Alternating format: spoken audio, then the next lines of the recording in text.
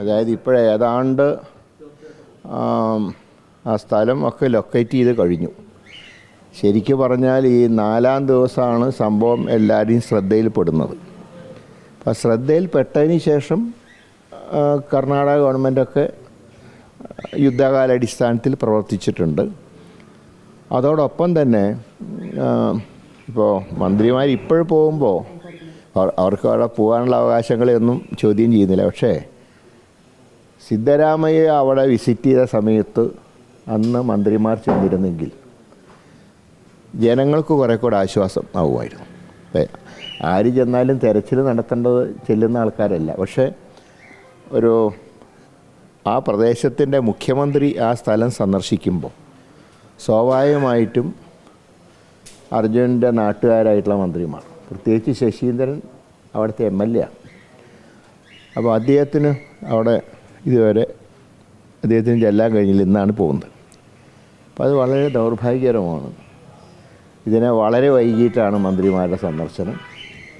ഞാൻ പറഞ്ഞ സിദ്ധരാമയ്യ ചെന്നെങ്കിൽ ഇവർ ചെല്ലേണ്ടതായിരുന്നു. പക്ഷേ സ്ഥലം അവിടുത്തെ MP ആയിട്ടുള്ള MK രാഘവൻ പാർലമെൻറ്റ് സമ്മേളനത്തിനിടയിലും അവിടെ തന്നെയുണ്ട്. എന്നാൽ സച്ചിൻ ദേവിനി അവിടെ ഇതിലൊക്കെ കണ്ടിരുന്നു. പക്ഷേ അതിൽ ഒരു കാര്യം പ്രത്യേകിച്ച് പറയേണ്ടത്, അന്ന് മുതൽ ഇന്ന് വരെ അവിടെ ഏതാണ്ട് കംപ്ലീറ്റ് ആയിട്ട് തന്നെ നിൽക്കുന്നത് മഞ്ചേശ്വരം MLA അഷ്റഫാണ്. കാരണം അദ്ദേഹത്തിൻ്റെ നിയോജകമണ്ഡലം അല്ലെങ്കിൽ പോലും സ്വന്തം സംസ്ഥാനത്തെ ഒരു വ്യക്തിക്ക് ഇങ്ങനെ ഒരു അപകടം ഉണ്ടായപ്പോൾ മറ്റൊരു പ്രോട്ടോക്കോളും നോക്കാതെ തന്നെ അദ്ദേഹം അവിടെ സജീവമായിട്ട് രംഗത്തുണ്ട്. അപ്പം അങ്ങനെയൊക്കെയുള്ളൊരു സാഹചര്യത്തിൽ മന്ത്രിമാരുടെ പ്രവേശനം വളരെ വൈകിപ്പോയി.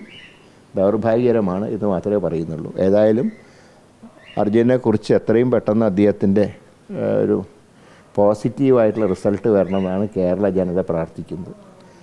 അത് തന്നെയാണ് ഞങ്ങളുടെ എല്ലാവരുടെയും അഭിപ്രായം. തെരച്ചിൽ നടക്കുന്നുണ്ടെങ്കിലും കർണാടക സർക്കാരിൻ്റെ ഭാഗത്തു നിന്ന് വലിയ അലംഭാവം ഉണ്ടായിരുന്നു. കുടുംബ തുടക്കം മുതൽ നമ്മൾ 4-ാം ദിവസമാണ് നമ്മൾ സംഭവം ശ്രദ്ധയിൽപ്പെടുന്നത്. 4-ാം ദിവസത്തിന് ശേഷം കർണാടക സർക്കാരിൻ്റെ ഭാഗത്തുനിന്ന് സജീവമായിട്ടുള്ള ഇടപെടൽ ഉണ്ടായിട്ടുണ്ട്. ഇതിലൊരു സംസ്ഥാന സർക്കാരിനെ മാത്രം കുറ്റം പറയുന്നത് ശരിയല്ല. കാരണം എന്താണ് അവിടുത്തെ സാഹചര്യം കൂടെ പരിശോധിക്കണം. അതിൽ ഒന്നാമത് ഇപ്പോൾ കാണുന്ന ഒരു പ്രവണത നാഷണൽ ഹൈവേ നിർമ്മാണത്തിലെ അപാകത, അത് കേരളത്തിൽ അനുഭവപ്പെടുന്നുണ്ട്. ഇപ്പോൾ ഞാൻ കഴിഞ്ഞ മാസം വരെ വടകരയുടെ MP ആയിരുന്നല്ലോ. ആ നിയോജകമണ്ഡലത്തിൽ തന്നെ ഇപ്പോഴത്തെ അവസ്ഥ എന്താണെന്ന് എല്ലാവർക്കും അറിയാം.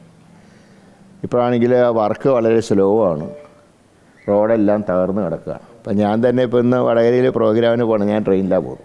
കാർ യാത്ര അസാധ്യമാണ്.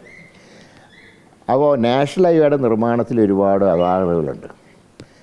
അതിൻ്റെ ഭാഗം കൂടിയാണ് ഇവിടെ സംഭവിച്ചിട്ടുള്ളത്. ഇതിപ്പോൾ അർജുൻ്റെ ഒരു ഒറ്റപ്പെട്ട സംഭവമായിട്ട് കണക്കാക്കണ്ട.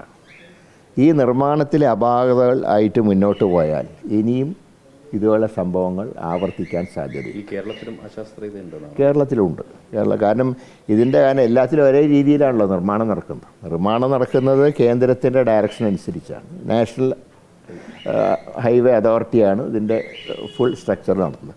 അപ്പം അങ്ങനെ സാഹചര്യത്തിൽ തീർച്ചയായിട്ടും അതിൻ്റെ നിർമ്മാണത്തിൽ വന്ന അപാകത, പിന്നെ ഇപ്പോഴെ തന്നെ നമുക്ക് ലോറി ലൊക്കേറ്റ് ചെയ്യാൻ കഴിഞ്ഞെങ്കിൽ അതിൻ്റെ അകത്ത് ആളുണ്ടോ എന്നുള്ളതും ഇപ്പോഴും ലൊക്കേറ്റ് ചെയ്യാൻ കഴിഞ്ഞു. അതാണ് ഇപ്പോഴത്തെ സാഹചര്യം. പട്ടാളവും ഉദ്യോഗസ്ഥന്മാരും എല്ലാവരും ഒത്തൊരുമിച്ച് ശ്രമിച്ചിട്ട് പോലും നമ്മൾ ഉദ്ദേശിച്ച ഒരു നിലയിലേക്ക് ഇപ്പോൾ കാര്യങ്ങൾ എത്തിയിട്ടില്ല. അപ്പോൾ അതുകൂടെ നമ്മൾ പരിശോധിക്കണം. നമ്മൾ ഏതെങ്കിലും സർക്കാരിനെ ഒറ്റയടിക്ക് കുറ്റപ്പെടുത്തുന്നത് ശരിയല്ല. അലംഭാവം ഉണ്ടായിട്ടുണ്ടെങ്കിൽ പറയുന്നതിന് ഞങ്ങൾക്കൊരു മടിയില്ല. കാരണം അത് കോൺഗ്രസ് സർക്കാരാണ് എന്നുള്ളത് കൊണ്ട് അവർ ചെയ്ത മുഴുവൻ ശരിയാണെന്നൊന്നും പറയുന്നില്ല. ആദ്യത്തെ 4 ദിവസത്തെ എന്താ നമുക്ക് അതിൻ്റെ കാര്യങ്ങൾ അറിയില്ല. നിങ്ങളൊക്കെ റിപ്പോർട്ട് ചെയ്തതിന് ശേഷമാണ് ശ്രദ്ധയിൽപ്പെടുന്നത്. അപ്പോൾ അതുകൊണ്ട് ഒറ്റയടിക്ക് അങ്ങനെ കുറ്റം പറഞ്ഞത് ശരിയല്ല.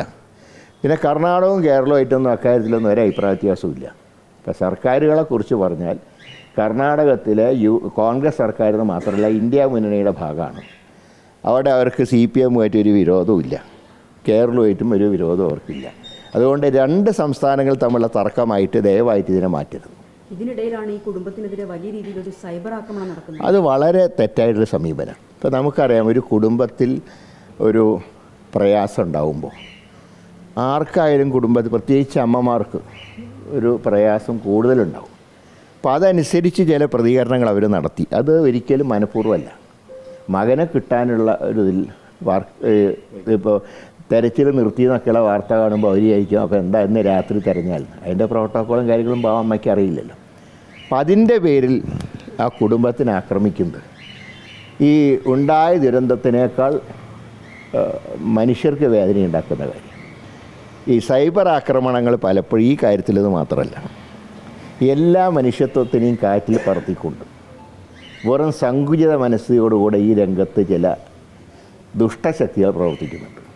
അതാരാണെങ്കിലും, ഏത് പാർട്ടിയാണെങ്കിലും, ഏത് സമുദായമാണെങ്കിലും അങ്ങനെയുള്ളവർക്കെതിരെ ശക്തമായിട്ടുള്ള നടപടികൾ സൈബർ രംഗത്തുണ്ടാവണം. പലപ്പോഴും എനിക്ക് മനസ്സിലാക്കാൻ കഴിഞ്ഞിട്ടുള്ളത്, സൈബർ രംഗത്ത് വരുന്നതിനെ കുറിച്ചുള്ള പരാതികൾ പലപ്പോഴും ഫലപ്രദമായി കൈകാര്യം ചെയ്യപ്പെടുന്നില്ല. അതാണ് ഇതിൻ്റെ പ്രധാനപ്പെട്ട ദോഷം എന്ന് പറയുന്നത്.